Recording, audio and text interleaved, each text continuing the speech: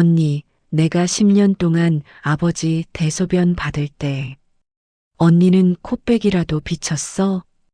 이제 와서 장렬하고 땅을 가져가. 뭐, 좋아서 한 거 아니냐고? 그게 사람 입에서 나올 소리야. 부모님 장례식장에서 남보다 못한 사이가 되어버린 자매. 40년 우애를 끊어놓은 건 돈이 아니라 언니의 이 한마디 때문이었습니다. 어서 오세요, 보살님. 오늘도 고단한 하루 보내시느라 애쓰셨죠? 자식 걱정에 집안일에 온 마음이 쪼개져 사시는 거 제가 다 압니다. 이 채널은 보살님의 무거운 마음을 잠시 내려놓는 쉼터입니다. 지금 바로 구독과 좋아요 버튼을 눌러주세요. 손가락 하나로 짓는 복이 보살님 댁내에 큰 공덕으로 돌아갈 것입니다. 하루하루 바쁘게 사시면서도 이렇게 시간 내어 찾아와 주시는 보살님들께 늘 감사한 마음입니다. 오늘은 조금 무거운 이야기를 해보려 합니다. 듣기 불편하실 수도 있고 마음이 아프실 수도 있습니다. 하지만 꼭 한 번은 짚고 넘어가야 할 이야기입니다. 바로 형제자매 사이에서 절대로 해서는 안 되는 말에 대한 이야기입니다. 보살님 살다 보면 참 여러 인연을 만나게 되지요. 친구도 만나고 직장 동료도 만나고 이웃도 만나게 됩니다. 그런데 그 수많은 인연 중에서 우리가 스스로 선택하지 않았는데도 평생을 함께하게 되는 인연이 있습니다. 바로 형제자매입니다. 같은 부모님 밑에서 태어나 같은 밥을 먹고 같은 지붕 아래서 자란 사이. 세상 그 누구보다 가까워야 할 사이. 어찌된 일인지 나이가 들수록 오히려 멀어지는 경우가 참 많습니다. 혹시 보살님도 그러신가요? 명절에 연락 한 통 없는 형제가 있으신가요? 부모님 제사에도 얼굴 안 비치는 자매가 있으신가요? 심지어 길에서 마주쳐도 모른 척하는 오누이가 있으신가요? 어쩌다 이렇게 됐을까 가끔 생각해 보시지요? 오늘은 그 이야기를 해보려 합니다. 형제자매 사이에서 어떤 말이 수십 년의 정을 한순간에 끊어버리는지, 그리고 부처님께서는 이런 상황에 대해 어떻게 말씀하셨는지 함께 살펴보겠습니다. 이 이야기가 보살님 마음에 작은 울림이 되기를 바랍니다. 보살님, 첫 번째로 전라남도 순천에 사시는 강말순 보살님 이야기를 들려드릴게요. 올해 74살이신 강말순 보살님은 5남매 중 둘째로 태어나셨습니다. 위로 언니가 한 명 있었고 아래로 남동생 둘과 여동생 하나가 있었지요. 어릴 적에는 정말 우애가 좋았습니다. 넉넉하지 않은 살림이었지만 그래도 서로 아끼고 양보하고 한 이불 덮고 자면서 킬킬거리며 웃던 시절이 있었습니다. 배고프면 서로 밥 한 숟갈씩 나눠 먹고 학용품이 없으면 언니 거 빌려 쓰고 새 옷이 생기면 동생한테 물려주고 그렇게 서로 기대며 자랐습니다. 그런데 보살님, 세월이 흐르면서 조금씩 달라지기 시작했습니다. 첫째 언니는 서울로 시집을 갔고 큰 동생은 부산에서 사업을 시작했습니다. 다들 제 갈 길을 가면서 연락이 뜸해졌지요. 그래도 명절이면 모였고 부모님 생신이면 함께 밥을 먹었습니다. 표면적으로는 아무 문제가 없어 보였습니다. 그런데 문제는 아버님이 돌아가시면서 시작되었습니다. 보살님, 형제자매 사이가 진짜 어떤지는 부모님 돌아가신 후에야 알 수 있다는 말. 혹시 들어보셨나요? 슬프지만 많은 경우 사실입니다. 강말순 보살님의 아버지는 작은 땅을 가지고 계셨습니다. 대단한 재산은 아니었지만 그래도 시골에서는 꽤 괜찮은 땅이었습니다. 장례를 치르고 49제도 끝나기 전에 서울 사시는 첫째 언니가 먼저 말을 꺼냈습니다. 나 장녀잖아. 땅은 내가 가져야 하지 않겠어? 그 순간 강말순 보살님은 가슴이 철렁했다고 합니다. 평생 시골에서 부모님을 모신 건 자신이었거든요. 아버지가 편찮으실 때 병원도 자신이 모시고 다녔고 밤새 간병도 자신이 했습니다. 어머니 치매가 시작됐을 때도 옆에서 돌본 건 자신이었습니다. 서울 간 언니는 명절에 잠깐 내려왔다 가는 게 전부였습니다. 그런데 아버지 숨도 안 돌아가시자마자 재산 이야기가 나오다니 강말순 보살님은 그 자리에서 아무 말도 못했습니다. 너무 당황스러워서, 너무 서러워서 말이 안 나왔습니다. 그때 막내 여동생이 대신 말했습니다. 언니, 우리 둘째 언니가 고생 많이 했는데 좀 생각해야지 않아요? 그 말이 도화선이 되었습니다. 첫째 언니가 갑자기 얼굴을 붉히며 소리쳤습니다. 고생한 것도 자기 선택 아니야? 나보고 시골 살라고 한 적 있어? 자기가 서울 못 가서 시골 살면서 부모님 붙어 있었으면서 뭘 그렇게 공치사를 해?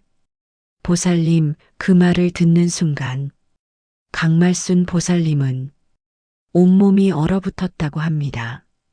47회를 함께 산 언니가 자신을 그렇게 생각하고 있었다는 것을, 서울 못 가서 시골 살았다고, 자기 선택이라고, 20살에 몸이 아픈 어머니 대신 동생들 밥을 해주던 기억이 떠올랐습니다.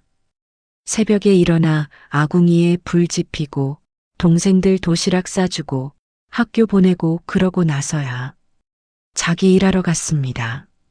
30살에 아버지가 쓰러져서 밤새 병원을 뛰어다니던 기억이 떠올랐습니다.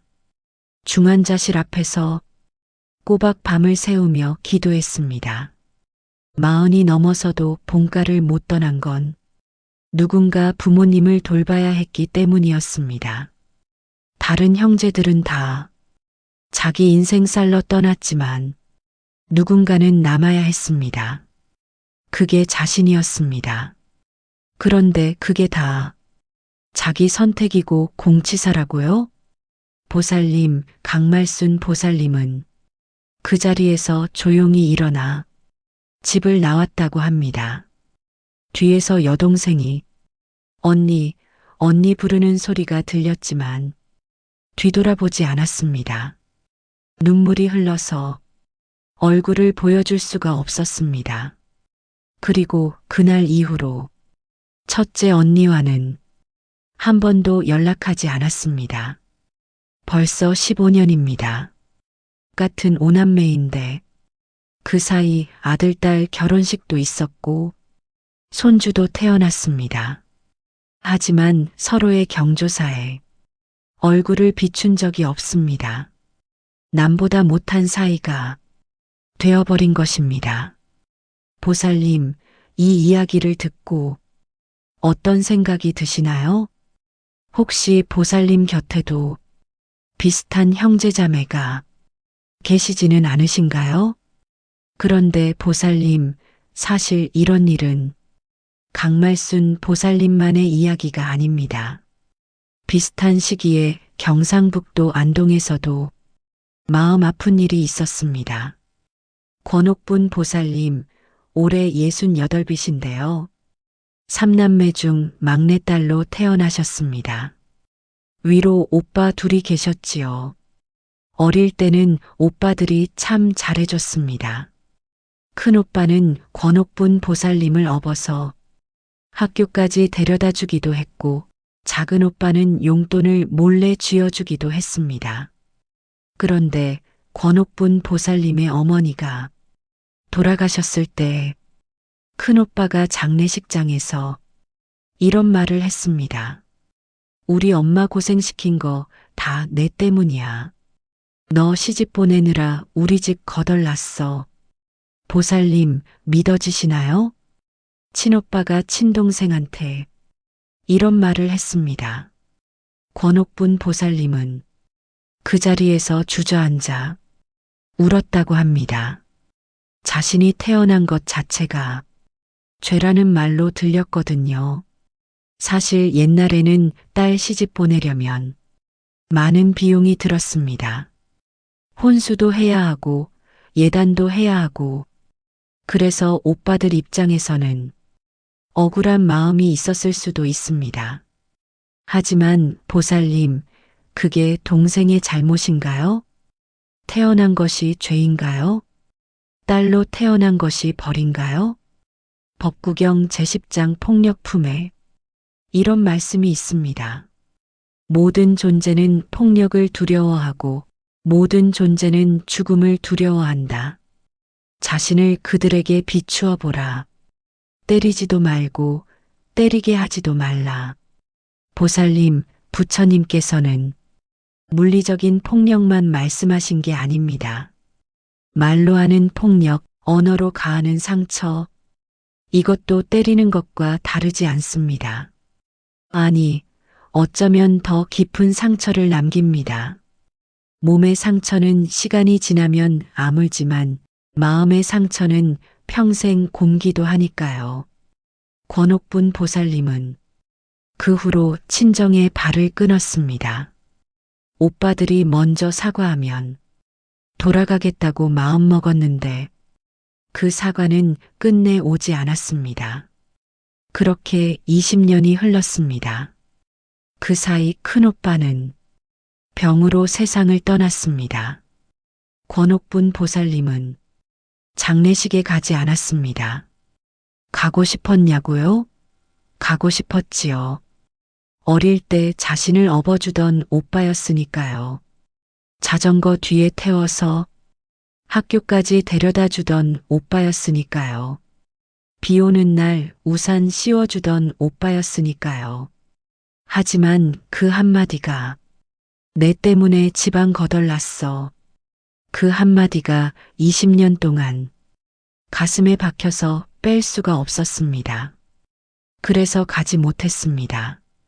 그리고 지금도 그 선택을 후회하고 계십니다. 보살님, 이쯤에서 잠깐 여쭤봐도 될까요? 혹시 보살님도 형제자매한테 들은 말 중에 지금까지 잊히지 않는 말이 있으신가요? 받은 상처도 있고 혹시 자신도 모르게 준 상처도 있을 수 있습니다. 어떤 말이 떠오르시나요? 보살님, 여기서 한 가지 생각해 볼 것이 있습니다. 왜 유독 형제자매 사이에서 이런 일이 많이 벌어질까요? 친구 사이도 아니고 직장 동료 사이도 아니고 왜 하필 피를 나눈 형제자매 사이에서 이렇게 마음 아픈 일들이 일어나는 걸까요? 사실 형제자매는 우리가 가장 오래 알고 지내는 관계입니다. 부모님은 우리보다 먼저 세상을 떠나시지만 형제자매는 우리가 태어나서부터 늙어 죽을 때까지 함께하는 관계입니다. 그래서 서로를 너무 잘 안다고 생각합니다. 너무 잘 알기 때문에 말을 조심하지 않습니다. 예의를 지키지 않습니다. 가족이니까, 피가 섞였으니까 괜찮을 거라고 생각합니다. 하지만 보살님, 그게 가장 큰 착각입니다. 가까울수록, 오래 알수록 더 조심해야 합니다. 왜냐하면 가까운 사람일수록 말의 무게가 다르기 때문입니다. 모르는 사람이 보살님한테 함부로 말하면 아, 저 사람 무례하네 하고 넘길 수 있습니다. 하지만 가족이, 형제자매가 그런 말을 하면 평생 잊히지 않습니다. 왜냐하면 가족이니까 진심이라고 생각하거든요. 그래서 더 아픕니다. 보살님, 이제 세 번째 이야기를 들려드릴게요. 충청남도 공주에 사시는 오점순 보살님, 올해 71살이십니다. 이분은 사남매 중 셋째로 태어나셨습니다. 오점순 보살님의 아버지는 일찍 돌아가셨고 어머니 혼자서 네 남매를 키우셨습니다. 가난했지만 서로 의지하며 살았습니다. 특히 오점순 보살님과 바로 위 언니는 정말 친했습니다. 둘이 붙어 다니며 서로 힘이 되어줬습니다. 밤에 무서우면 손잡고 자고 학교에서 힘든 일 있으면 서로 위로하고 그렇게 자매는 세상에서 가장 가까운 사이였습니다. 그러다 언니가 먼저 결혼을 했습니다. 언니 남편은 사업을 해서 꽤 잘 살았습니다. 오점순 보살님은 조금 늦게 결혼했는데 남편은 평범한 회사원이었습니다. 넉넉하지는 않았지만 행복했습니다. 그런데 문제는 언니가 종종 이런 말을 했다는 것입니다. 점순아, 너는 복도 없어. 나처럼 좋은 남편 만났으면 이렇게 고생 안 했을 텐데. 처음에는 그냥 넘겼습니다. 언니가 자기 자랑하는 거려니 했습니다. 그런데 이런 말이 만날 때마다 반복됐습니다. 점순아, 너희 집은 차도 없지? 우리는 또 새 차 뽑았어.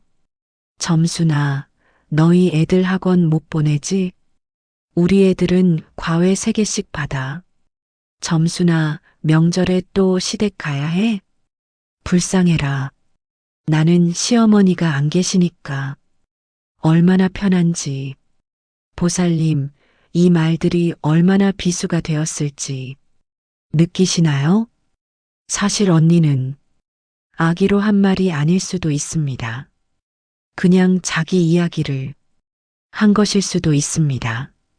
하지만 듣는 입장에서는 매번 비교당하는 느낌이었습니다. 너는 못났어. 너는 불행해.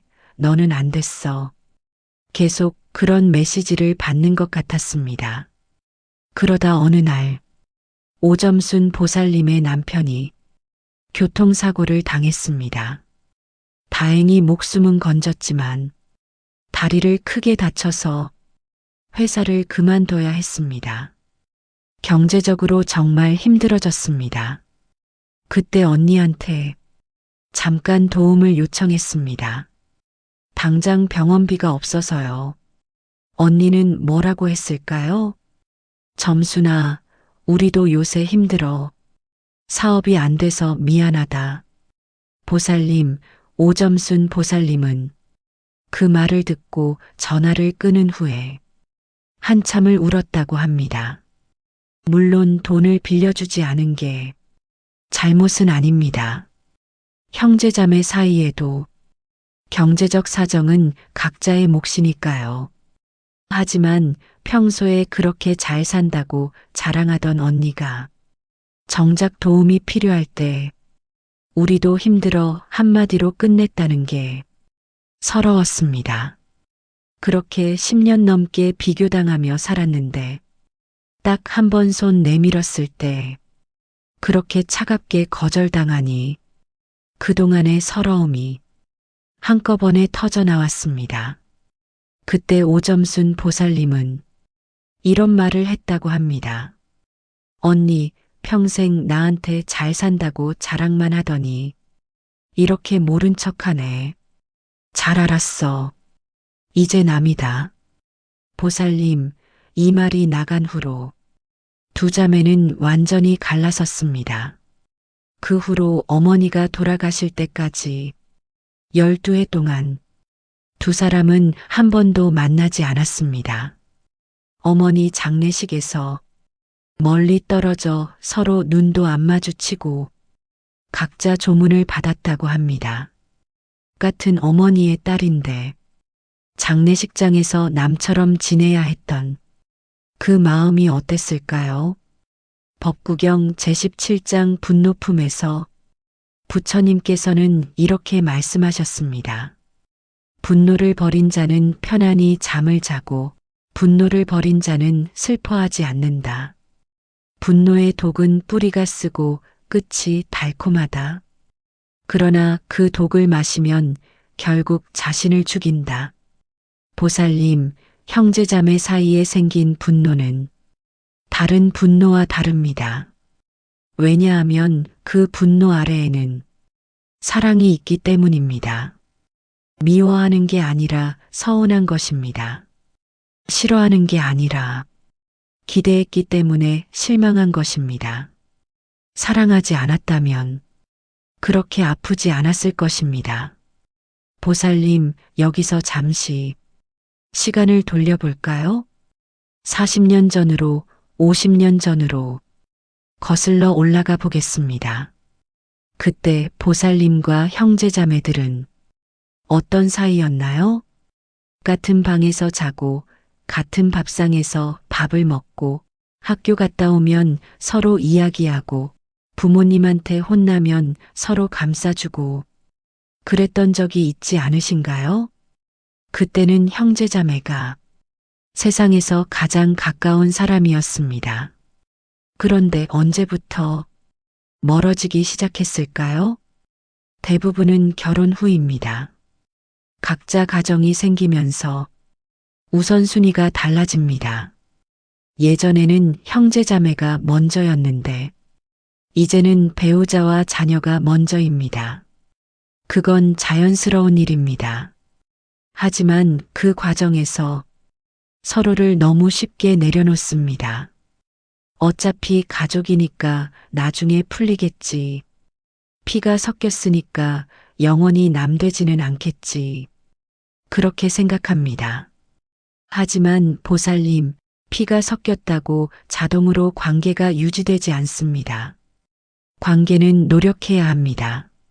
말을 조심해야 하고 마음을 써야 합니다. 보살님, 이제 마지막 이야기를 들려드릴게요. 강원도 원주에 사시는 임복희 보살님, 올해 75살이십니다. 임복희 보살님에게는 남동생이 하나 있었습니다. 2살 터울이라 어릴 때 정말 붙어 다녔습니다. 누나가 동생을 챙기고 동생이 누나를 따르고 그런데 동생이 사업을 하다 실패해서 집안이 어려워졌습니다. 그때 임복희 보살님이 도움을 줬습니다. 자신의 저금을 털어서 동생한테 빌려줬습니다. 한 번이 아니라 여러 번. 세월이 흘러 동생은 다시 일어섰습니다. 사업이 잘 되기 시작했습니다. 임복희 보살님은 속으로 다행이다 싶었습니다. 그리고 빌려줬던 돈도 이제 돌려받을 수 있겠다 생각했습니다. 그런데 동생이 계속 모르는 척 했습니다. 임복희 보살님이 조심스럽게 꺼냈습니다. 성태야, 그때 빌려준 돈 있잖아.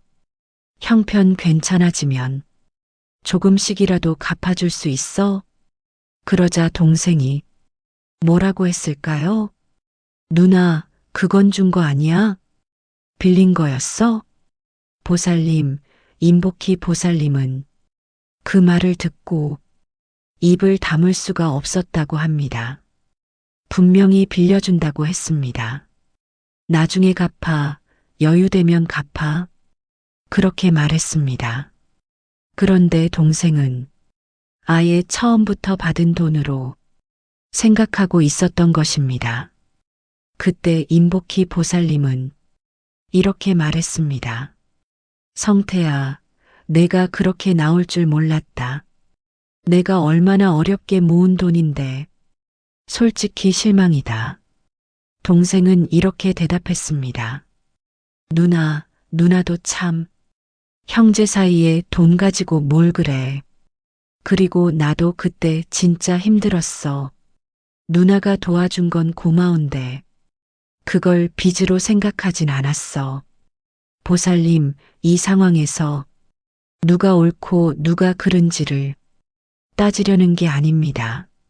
중요한 건 이 두 사람이 같은 상황을 완전히 다르게 기억하고 있었다는 것입니다. 임복희 보살님은 빌려준 것이었고 동생은 받은 것이었습니다. 임복희 보살님은 희생이었고 동생은 당연한 도움이었습니다. 이 간극을 한 번도 확인하지 않았습니다.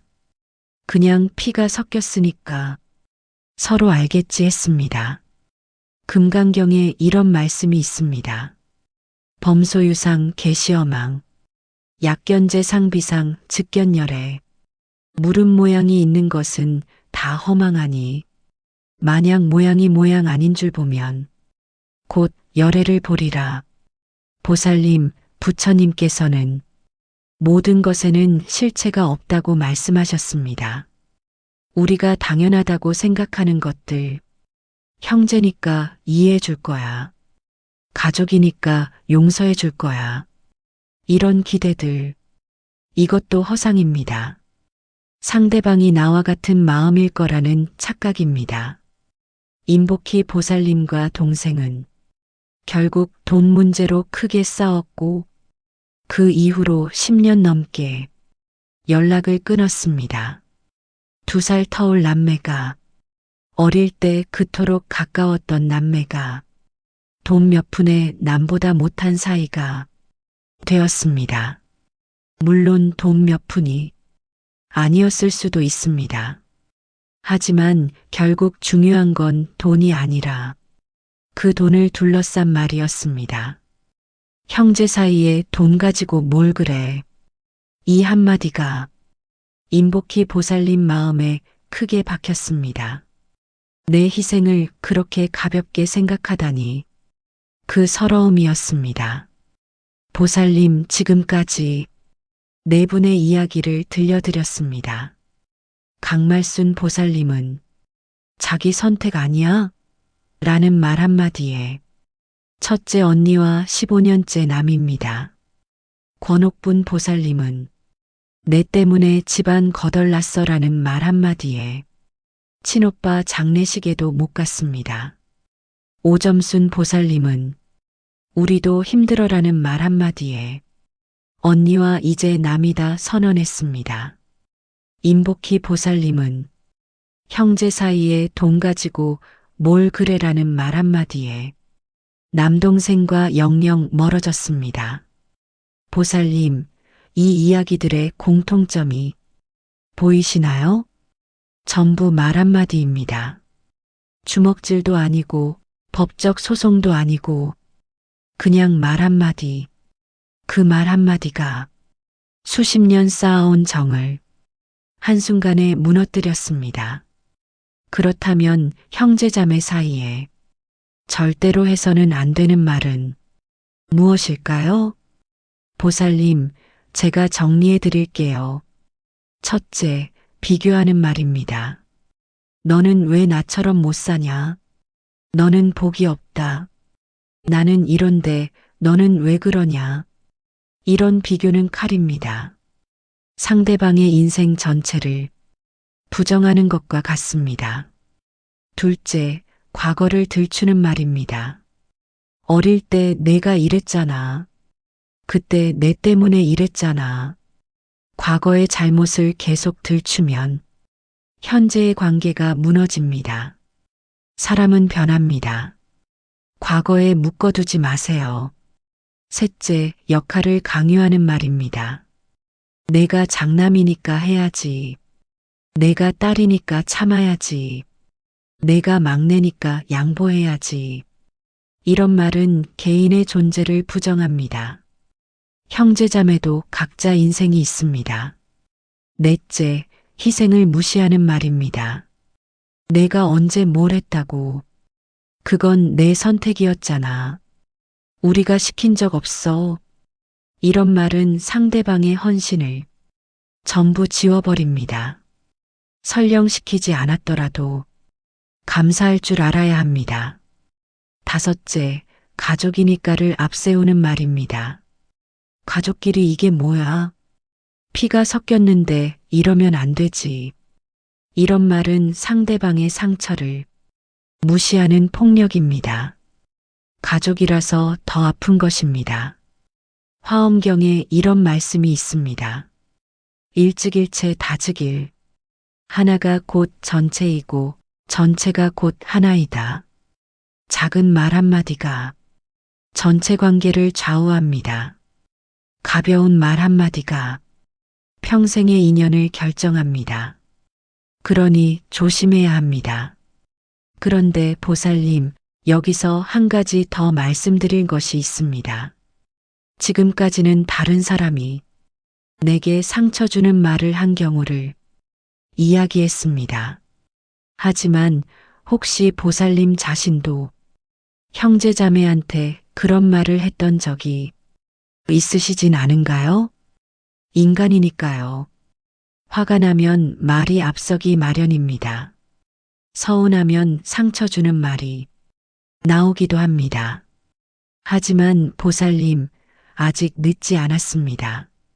만약 보살님이 과거에 형제자매에게 상처를 줬다면 지금이라도 연락하시는 게 어떨까요? 미안했어. 그때 내가 잘못했어. 그 말 한마디가 수십 년 묵은 응어리를 풀 수도 있습니다. 반대로 보살님이 상처를 받은 입장이라면요. 상대방의 사과를 기다리는 것도 방법이지만 먼저 손 내미는 것도 용기입니다.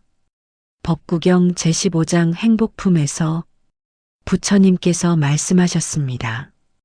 이기는 자가 미움을 낳고 지는 자는 고통스럽게 눕는다.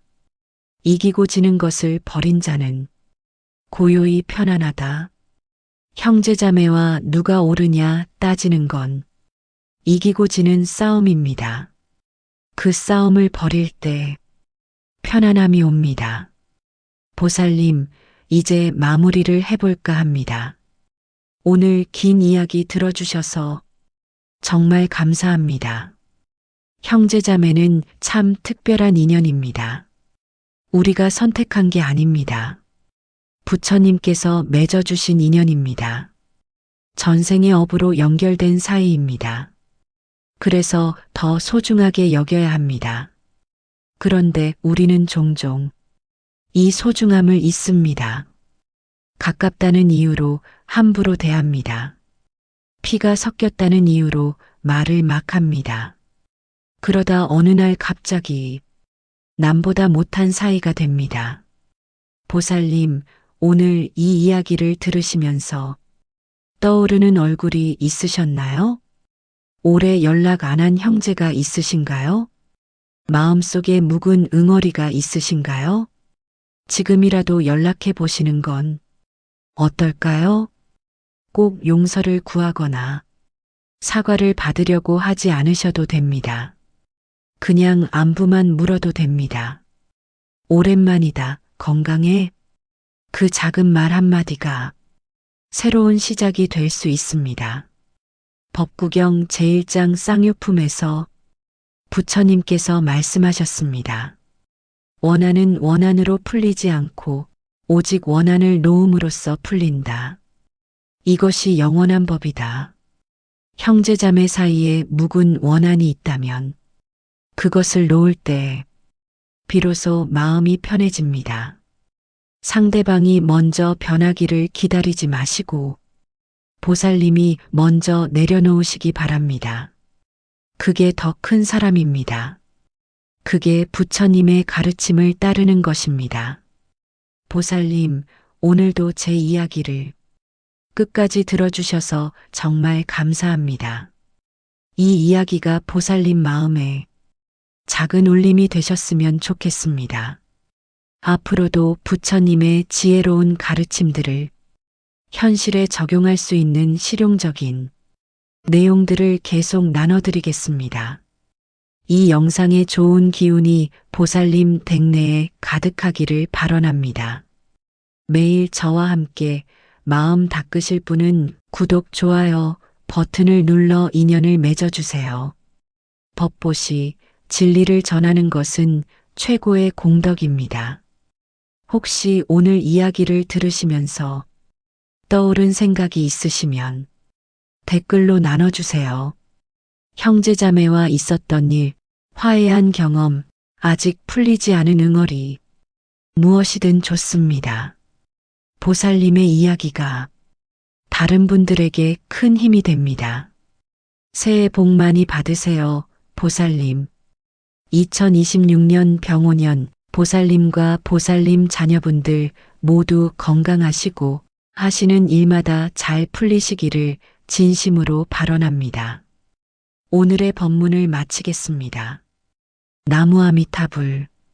고맙습니다.